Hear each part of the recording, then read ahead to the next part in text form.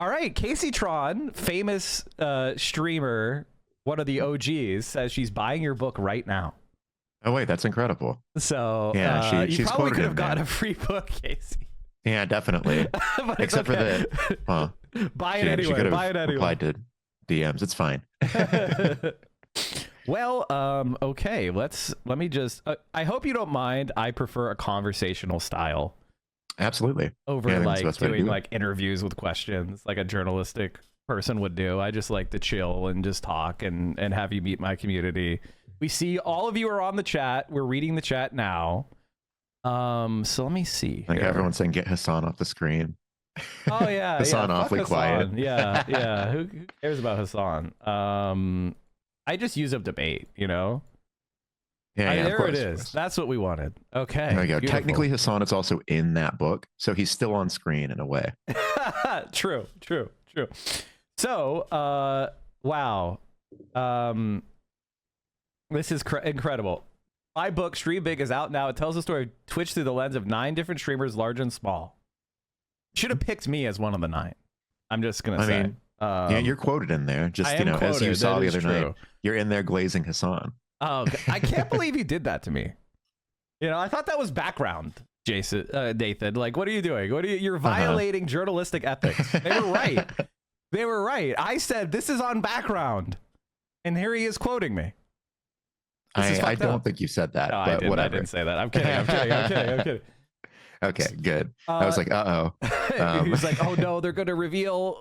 So Nathan, why don't you go ahead and why don't you give your biography for the community, if you don't mind?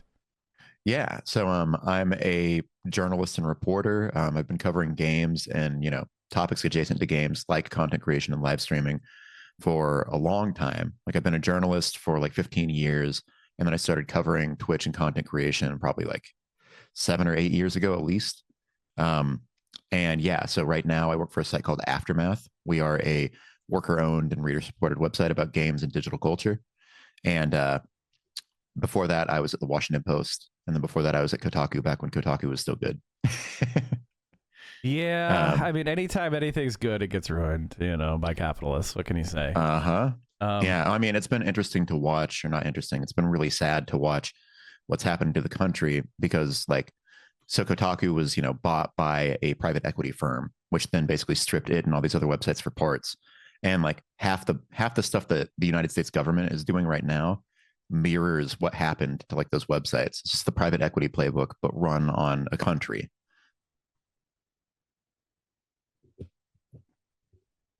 Yeah, I mean, I think that's a good place to start, because this is something that's near and dear to my heart, which is I'm a gamer, I've been playing video games since 1988, chat. So it's been a minute. I started off with the regular Nintendo, playing Duck Hunt and all that shit. I still have my original Nintendo somewhere. I have my gold, I think it was Zelda 2 cartridge and stuff like that. So I've been a long time gamer. And the one thing I've kind of seen that has bothered me quite a bit has been the way gaming culture has adopted these narratives about what is ruining gaming. So I think this is the best place to start, which is I have seen gaming go from this niche thing that you were kind of embarrassed to even admit you did. Being a video gamer in 1992 was kind of another way of saying you are a friendless nerd. You know what I mean? I didn't have a lot of friends growing up. That's for damn sure. No, I did. So that's what you. You were very popular. I'm kidding. But and then it kind of grew into the mainstream. With my generation, I think it was my generation that really made gaming a normal activity that you could do that wasn't loser shit, right? When I went to college originally, it was before Xbox Live, so just to understand, right? When I was in college, we had the original Xbox, and we would do system link shit, and then we figured out a way to do it through the Ethernet of the college, so we could be playing our four player split screen in one dorm, and they were playing their 4-player split screen in another dorm. It was really amazing hack. So this is pre Xbox Live shit. And just to bring it back to a question that you can answer, which is, why do you think that the right wing has been so effective in distracting from like the way that capitalism has made gaming a way to extract profit and kind of replace the blame and move it to like marginalized groups or like individuals. What do you think is the like, you know, what is you just to answer, just to make a question more concise, what do you think is the cause of like this conservative gaming culture led by figures like Asmongold that blames these people instead of like the way gaming is designed to make money? Yeah. Yeah. I mean, it goes back to kind of that nerd culture origin you were talking about, where, you know, you had a lot of people who played video games and felt like they were outcast from society. They were ostracized. They didn't have a lot of friends. And so then, you know, further down the line, games are mainstream, have achieved massive mainstream acceptance. They're a huge industry. Everybody plays games now. Bigger than but you movies. Still have that contingent of people who feel like they either are or were oppressed for playing video games at some point in their life. And that then you have all these other people who aren't like them trying to come in and take the hobby away from them.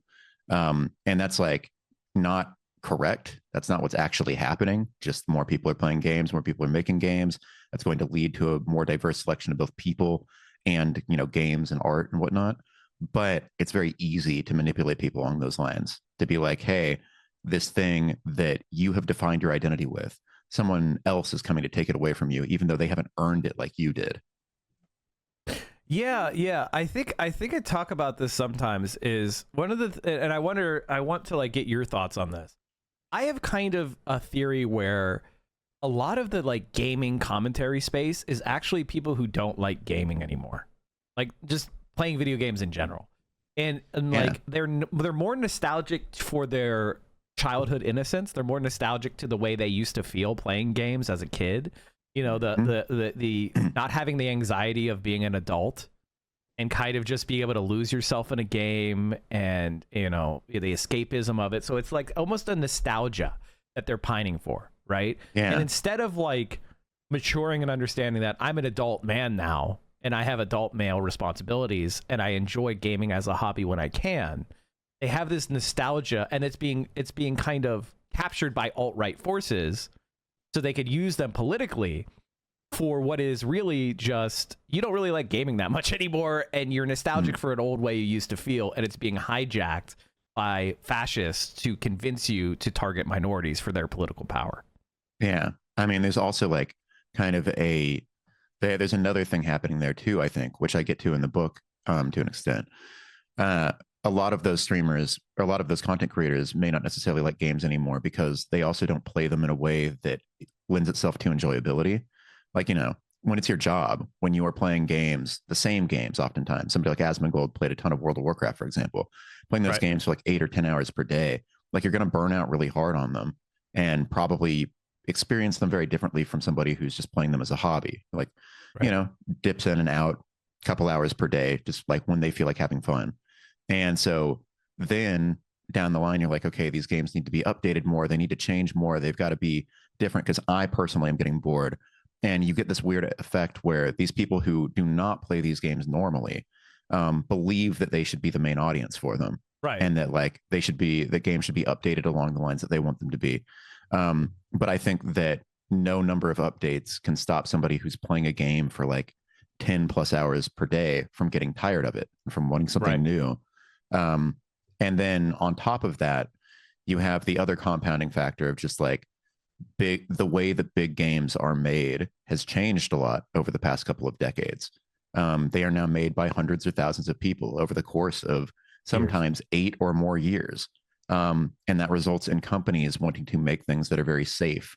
Or, I mean, what you hear a lot now is that almost every development process for a major game was a fucking disaster internally. Like, take it, for example, the most recent Dragon Age. That game was rebooted multiple times in development. It started out as like a live service multiplayer game. Then it turned into a different kind of game. Then it turned into like this weird mishmash of elements from both attempts at making it, where they were just like, get it out the door. That's amazing. Yeah, like their internal goal is just make something that isn't totally busted.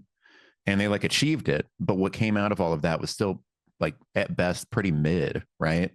And that's what you see a lot. Like so many big games that come out now are not egregiously broken, but they are merely functional because of all of these different factors that just happen in development. Because making big games is not the way that we do it right now is not sustainable. It's yeah. Yeah, just to build off what you're saying and raise a topic that I think you might be well positioned to discuss. Those of us on the left, we talk about the enshittification of everything, which is like, this is something that you're seeing in all aspects of society, not just video games, but movies, other art, music, just the products that you buy on the store. We're seeing like less and less polish. We're seeing more and more slapdash, just in time, profit driven. I call it MBA thinking or bean counter thinking, where they like, you buy a product because it's a quality product and you learn about it word of mouth. And then the company starts to expand. They start hiring senior management with MBAs, and they start saying, well, I'm going to cut back on the material cost. We'll make 5% more profit if the denim is thinner, Well, now Right. you're not buying those jeans are no longer a superior product compared to all the rest of the jeans that are out there. They're just another, and we see this like, with luxury brands, right? Michael Kors was originally this really luxury brand, and now it's like being shitified. It's becoming, slop that you find in the bargain bin because the quality of the product is declining. And so you have these cycles of like a passionate engineer or a passionate artist or a passionate like product developer makes a really outstanding product, and then that company grows, and then it matures into a public company, and then it just becomes focused on making profits for shareholders, and it sucks. And we especially see this in gaming, and I think the best example in modern gaming for the left-wing perspective being right, in my opinion, is Baldur's Gate 3. Because it shows how, so that's like a mid-sized studio, correct? Yeah, they're like a few hundred people, basically. So it's not like an indie project, but it's not. It's also not EA. It doesn't have those tens of thousands of people. But many people recognize that as an outstanding video game, right? And it's an outstanding video game because the man who created it, it's an auteur. It is an artist who wanted to make a certain game. Damn it, if it makes money or not, it's going to be this way. And he was rich, so he was able to fund that development. Yeah. And he was focused on the artistic merit of the game, right? As opposed to, how do I figure out ways of making this the most profitable possible game? How do I take advantage of psychological tricks? Well, it was also like, it was a very well-managed project too. And that like internally, they scoped it well. They knew what they wanted to achieve. They like set a deadline for when it needed to be done. And like they blew past that a little bit, but they didn't fall into all these traps that a lot of modern game developers do, at least at the bigger studios, where it's like, okay, we're going to delay it again. Oh shit, actually this game is not turning out the way we wanted. Okay, reboot it because, our executives are worried, or like it's not going to please shareholders. It's not going to sell enough. Okay, add all these elements, chase all these trends. They're like, no, we're not going to chase any trends. We're just going to do this game that's sort of in the style of an older version of the PC RPG, but it's going to have all these new elements that we came up with that are like unique to us. And we think it'll find an audience because we want to play it. And so hopefully other people will want to as well. And yeah, it worked. Does that work every time? Unfortunately, no. Like the video game market is super saturated. Sometimes Hundreds people of games make come out bad on games, Steam though. every week. It's true and, of like, anything, right? It's true of any like artistic project. Sometimes you're going to write a book, even if you have the best of intentions.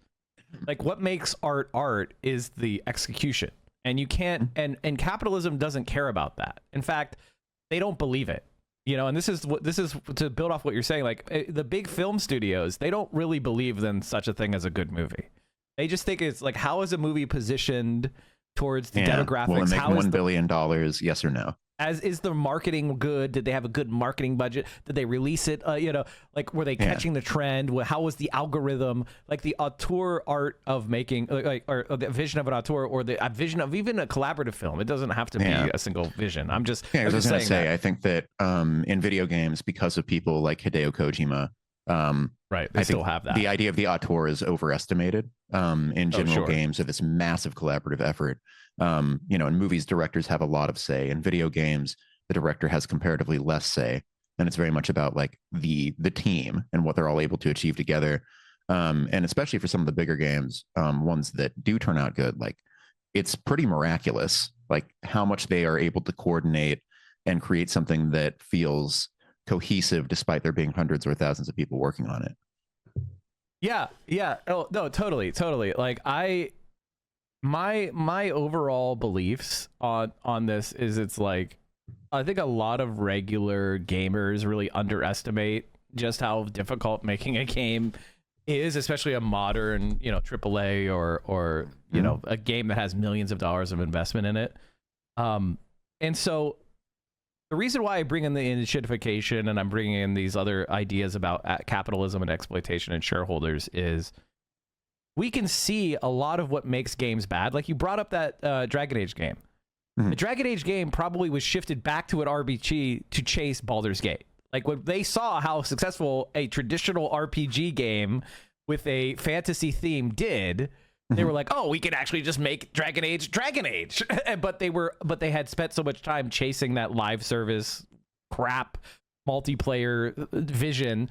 Why was that even pursued in the first place? I doubt that the developer focused. That was probably a mandate from the board or from certainly from the C-suite. They were chasing some trend. Yeah, ever since BioWare was purchased by EA, like almost every game that they make has chased some trend or another. Like Mass Effect became progressively more of an action game series. Dragon Age has chased every trend in the book. Like Dragon Age Inquisition was inspired by MMO design. Anthem, which flopped majorly, was like this live service, Destiny rival, at least it wanted to be. Yeah, I mean, like this is always where it comes from, is executives meddling and then turning things that could be good into shells of themselves. Yeah, and I think that's what you're kind of seeing constantly in our society, and then that's why that's to like draw it back into streaming. Okay, so we have that analysis. I think we've established that the way that games are made now is for profit, and that creates certain incentives, which is you have executives who don't care about games. They would leave EA and go work for Coca-Cola. You know what I mean? Right. They're there to make profits for their shareholders, and line go up, and they look at art like any other commodity. They don't believe in.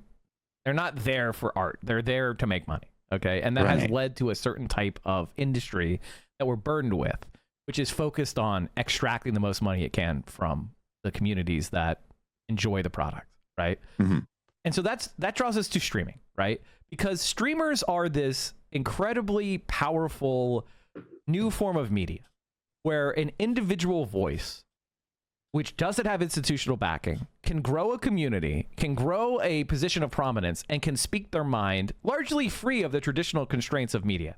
We don't have to worry so much about advertisers. We don't have to worry so much because we're directly supported by our communities. We have more leeway to speak our minds and pursue different perspectives that may have been suppressed in prior versions of mass media. Yeah. Although, I mean, if we're talking about games in particular, it depends on the people, because some people rely heavily on brand deals with oftentimes like game publishers and whatnot. So you still have these potential conflicts of interest, or, I think especially if you're kind of a mid-sized or smaller creator and you rely a lot on those deals for your income, then like you may as well be fucking muzzled, because you're too worried about pissing everyone off and not getting access anymore, which is a similar problem to what a lot of games journalists faced back in the day. That is right out of Noam Chomsky's Manufacturing Consent, the 5 filters. One of them is advertising and access. The idea of, I don't want to say something about this game being shit, live service slop, because I want to be invited to the next pre-release. I want to get the keys early, right? Like one of the main ways people grow in the gaming space is they get a beta key and they get permission to release gameplay early. So like regular people like me, I can't get access to the game early. So if a person gets a key early and they get permission to publish gameplay, everybody who's interested in that game is going to click on them, and they're going to get a huge advantage. So there's a huge incentive to play ball if you actually want to be a successful gaming streamer, right? Yeah. So you're exactly right. The advertisers are controlling the content, and they are undermining those people that are honest, and it's creating a climate where, people are yes men, or they are company shills. Yeah, exactly. And, again, this is not a new problem necessarily. I think this is the same problem that you saw, especially in like the magazine era of games journalism, and to an extent still in the web era. It's always been there. It's just that I think that if we're talking about journalism, then at least some publications tried to act like, okay, well, no, we have this firewall between editorial and advertising. These are handled by separate departments, all of that. Whereas I think a lot of content creators, by virtue of being, not necessarily big teams. I mean, like in some cases, you'll have like a streamer and then their mods, but their mods are volunteers. They're not really part of a team. They're not getting paid. Um, it's one person handling a lot of this stuff and therefore like taking deals and then also doing the commentary and thinking in the back of their head, well, that person gave me a code and they might get pissed at me if I say what I really think, which is that this game is dog shit. So I'm going to say that this game is got some issues, but you should still check it out. Haha. That kind of a thing. So, it's just like the lines are very blurry, which is not ideal. But then at the same time, so especially I think when creators get journalism bigger, has a point. Yeah. I actually sort of. But that's the, and this is how I would, not to interrupt you, but I just want to kind of create a narrative connection with all these ideas that we've been playing with, which is, okay, so you have this industry of shills, you have the, with streamers, right? Which are the biggest public voices talking about gaming. And then you have this incestuous industry run for profit, but you still have consumers and regular people seeing that the games suck and complaining about it, and possibly creating a kind of ground up grassroots effort to constrain or regulate the corporations to maybe push the industry toward more, smaller studios or, collectively owned products or things that are not from, the big corporations and make their line go down. And to square that circle, to prevent that, we have to find a populist target to explain why games are bad. And that simultaneously protects the industry from real criticism. Yeah. And I think we're seeing the beginnings of that in that, all of the layoffs in the games industry in the past couple of years have been a lightning rod for this kind of conversation. Because on one hand, you have, companies just laying people off willy-nilly. Even like this week, the North American team for Marvel Rivals got laid off. Now, granted, not a huge team, only like a handful of people. I think the number is like 6 or something, maybe a little bit more than that. Right. But still like pretty ridiculous when you're talking about one of the breakout success stories in all of video games in the past handful of years. Like no live service game takes off the way that Marvel Rivals did, improbably. And yet people still lost their jobs, which, why? Because of line go up, basically. I think that's an easy story to, that's an easy story to sell. That's an easy story to package. And then on the other side of that, you have the ongoing unionization effort in video games, which is still pretty nascent, still pretty small relative to the size of the industry. But that can, repeatedly bang that drum of saying, look at all these layoffs that are happening. This is terrible. This isn't fair. And like these games are generating more profit than ever. So we need to protect ourselves. We need to protect workers, the people who are actually creating these games that are so good as to merit, all this money coming in. I would say that the Marvel Rivals one, I'm going to give a little bit of a heterodox opinion on this one. I think this one might be a larger geopolitical situation with... It is. NetEase is like trying to pull a lot of people from... Yeah, they have a whole plan in place. This was apparently something they were going to do, or they had set up before Marvel Rivals even like became this big success story. It's more like the U.S. is targeting China for global isolation, and so Chinese companies are kind of retrenching and bringing their, the workers back home, workers back to China. And I think it's all related. I mean, this is all related to a larger, it's not necessarily for me the best example of this, although you're right. I mean, it sucks. I feel bad for those guys, but I don't know how much of that was necessarily just that company trying to make money versus protecting itself from, incoming sanctions. Yeah. Well, I mean, why is it protecting itself? To make money. Like this is the bottom line of every company. Sure. Yeah. So, I mean, protecting itself from the U.S. government. Yeah. Yeah. I think that even in these cases, it's still an example of kind of what gives or what goes first, which is always the workers. It's never the executives. It's never the people who are actually drawing these massive paychecks. Anytime that there's any sign of, choppy waters or whatever, they're like, okay, get rid of employees, get rid of workers, get rid of the people who make games and who are responsible for their success, not, these people, these vampires who are pulling these massive paychecks while doing basically nothing. Well, that's how our entire society is structured, you know. Yeah, but if you can like point to this really concrete example of it in an industry people know, then they start to like really latch on to the idea. And they're like, wait, this is tangibly affecting me. I care now. Yeah, and I think this is the larger point. Like, so now we have creators like Asmongold, and we also have like weird. I don't know if Asmongold is the worst of the worst on this specific topic.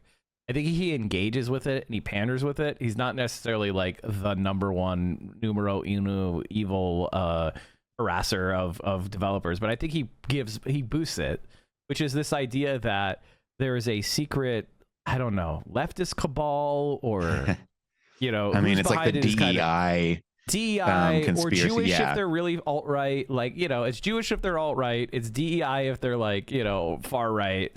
You know, it's, you know, and so you have this kind of like shadowy cabal of like non-gamer people that are trying to propagandize us and force us to be exposed to like trans characters and black women, and like we just why can't we go back to games where they were big-titted blondes and ruthless, you know, muscle-bound grunting guys saying yeah while with the cigar in his mouth, right? No, the DEI conspiracy works so well that I live in New York now, where I see those types of people every day. They forced me to do this. I didn't have a choice. Yeah. I mean, I think you are one of the main sources of the conspiracy. No, I'm just kidding. But no, it also. But can you give an account of what the DEI conspiracy even is? Like, can you explain it to the audience? What they're even arguing? So, in games, because it's so ridiculous and it's like metamorphized so many times. But the genesis of it, where it really like took root, was last year. Gamers and like I think like one of the main ringleaders for it was like Mark Kern, and then Asmongold picked it up. Mark Kern. But they like identified this consultancy firm called Sweet Baby Inc. Who basically what they do is narrative consultation. They help people punch up their scripts essentially, and then on the side, in addition to that, they can help people out with like issues of diversity and, you know, making characters from diverse backgrounds more realistic, by virtue of like a lot of the people who work there having lived experience. Like a lot of them are people of color or people who are not heterosexual or things of that nature. And so they've worked on a number of high profile projects, albeit again in a consulting capacity. So basically, you know, they take a look at where the game's at, say, here are our recommendations. You can use them if you want. If not, oh well. And that's pretty much the extent of it. In a couple cases, they've embedded with teams. I think they were embedded with like the God of War team. But by and large, isn't that fairly considered minor a role. good game? Like, is it God It of is. War? Well, like... no, this is the really funny part. Is like the like anti-Sweet Baby people were like, they've ruined every game they've touched, and it's this list of like award-winning games, and it's like, you know, aside from most of them, but they turned it into this conspiracy that like Sweet Baby was like walking around in the shadows with like a gun to the back of the head of the industry, like saying you must incorporate diversity into all of these games, and if you don't, we will somehow make you pay. And like suggesting that, for example, they like added gay pride flags to Spider-Man 2. Like they made that possible, even though that's not really their job. They don't. I mean, isn't it in New York City? Like, that's New York City. There's gay pride flags everywhere. Like, what are you talking about? There sure are.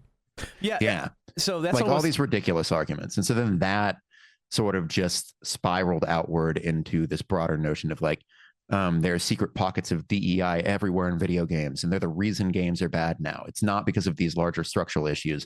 It's not because executives mismanaging development projects. It's not because of layoffs. It's not because of all these things that you can see in front of your eyes. It is instead shadowy cabal. Like it's the classic, you know, fascist playbook or whatever you want to say. Like, you make up a shadowy cabal, and then you say they're everywhere, and only a few powerful people at the top can weed them out.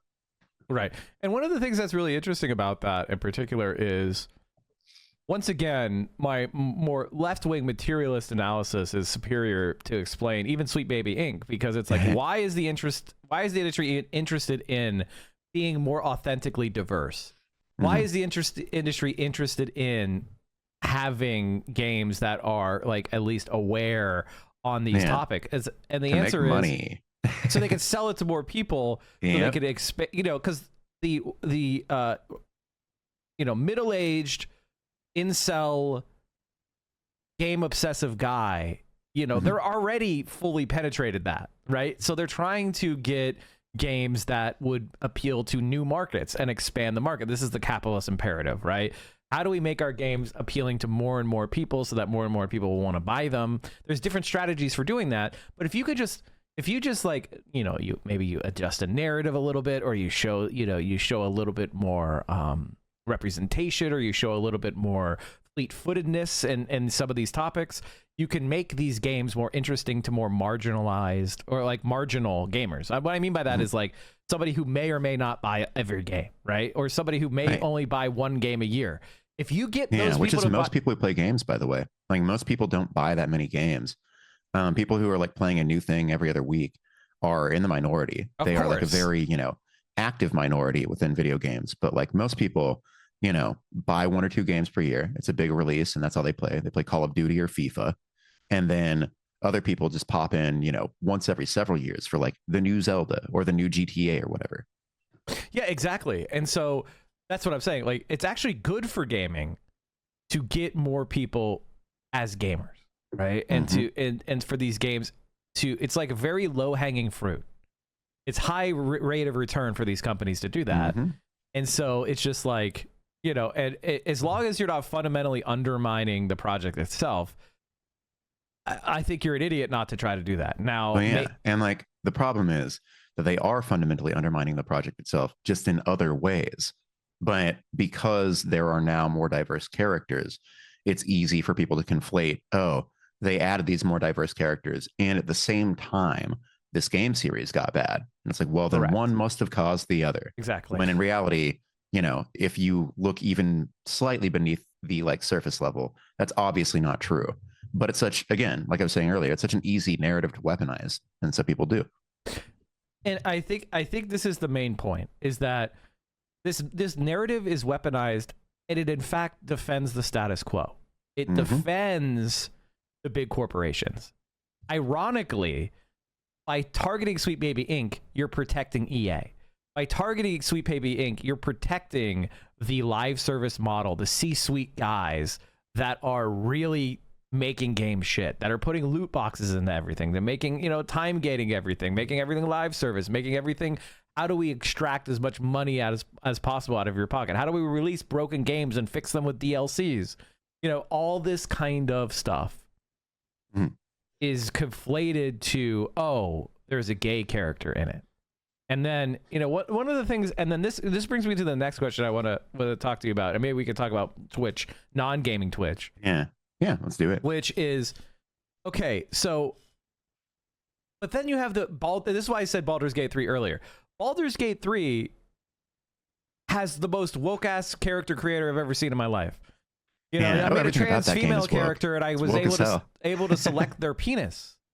And slightly adjust their voice, and it's just like, there is, and there was pronouns, and it's like, there's never been a more woke character creator than Baldur's Gate 3, and that is recognized as one of the best RPGs ever made, and yet these guys seemingly don't have any emotion in condemning it as woke. How does that make sense? How did they, what is there any attempt to explain woke can be fun? Well, I mean, this is always the thing. It's the same underlying, like, because these are the same people who banged the drum for years of like, go woke, go broke. And they just, every time that something that was ostensibly woke did really well, like, because they first started, saying all of that during the peak Marvel era. So you had all these movies that featured, at least like attempts at, or like performative progressivism, right? Like the movies themselves and their messaging is very regressive, but they at least like put, people of color and like occasionally almost maybe hinted at people being queer on screen. And they're like, oh, well, everything that's even a little bit woke is going to fail miserably. And then $1 billion box office, $1 billion box office, $1 billion box office. And they're like, not that, something else. It's actually not woke. And it's always been this inherent contradiction of them saying, oh, everything woke is bad. Don't look over there. That thing it doesn't count. It's different. It's like, no, it's not. You just exclude everything that doesn't fit your very narrow argument. Yeah, and I think we've largely seen this play out in politics broader, and this is like one of the something that I wrestle with, which is the idea of these kind of thought terminating cliches or like punchy talking points to avoid grappling with stuff with any level of substance, right? One of the things that I deal with is people, and as a friend and collaborator with Hassan, one of the things that happens to Hassan is people will be like, "Oh, you support terrorists, you are a terrorist supporter," and then you go, "Okay, what do you mean by that?" And then he had the Houthi on his stream, and he played terrorist music, and I was like, "Okay, the kid wasn't a Houthi. He was a 19-year-old from Yemen. He said he wasn't a Houthi." So he wasn't a member of, and the Houthis were not a terrorist organization at the time because they were suffering from a Saudi genocide, and it was a mainstream liberal position that we should stop supporting Saudi Arabia's aggressive war in Yemen. But people have picked up these like talking points, and then they throw them out there, and then they don't engage with it further. It's like, okay, now that I broke this down, he isn't a terrorist supporter. Actually, he has criticized these groups. Why do you like Hassan now? And it's like, no, I don't. He's a champagne socialist. Yeah, they move to the next thing. Exactly. There's always another thing. And half the time, it's all a game of telephone. So they heard all this from someone else. They have no idea about the context. If you ask them to break down, like, why is he a terrorist supporter? They couldn't do it. They'd be like, well, someone told me that. And like that's kind of conversation on the internet in general, right? People like define their positions and take these really hardline stances based on almost no information that they actually obtain themselves. It's all secondhand through people who have a vested interest in making them mad about something. And like, it just goes on and on and on that way. It doesn't lend itself at all to like good faith arguments or conversation. It's just a never ending spiral. Yeah. And so that brings me to kind of like the book. I want to get back to the book. How do you like, what do you think is unique about streaming as a content? And what are some of like really exciting things about streaming from the perspective of journalism? And what are some of the like really depressing and concerning things that we might need to address going forward? Well, to like kind of take things from, or to kind of talk about, like, for example, Hassan he's made this point a lot, where one of the upsides of streaming in particular is that because you can be present for such a long period of time and talk for such a long time, you actually can get these more nuanced points across. Correct. And if somebody in chat is voicing a misconception, you can pull them aside and say, hey, let's break this down a little bit. Let's use this as an example to show to everyone else, not necessarily to change this particular person's mind or to castigate them so that they like never make this mistake again, but more as just like, this can be, we can all learn from this. If you meet somebody in the future who's saying these same things, now you know what to say to them in response. That's really handy. That entire mechanism is really nice. And like, if you have a good and engaged audience, then a lot of the conversations you'll be having just by virtue of the format will probably be pretty good faith. Like, you'll get some shitheads in chat after a certain size because you always do. But a lot of your audience will probably be like chill and looking to learn from you and talk to you and, spend this time well. Now, there are all these other mechanisms online. Huh? Can I jump in just to back up what you're saying here? So basically, this is why I think streaming is causing such existential crises among more mainstream media. Is like, we have demonstrated, and I think podcasting did this as well, which is that people don't want to be treated like a fifth grader. They don't want fifth grade level conversations that are 10 minutes. They want you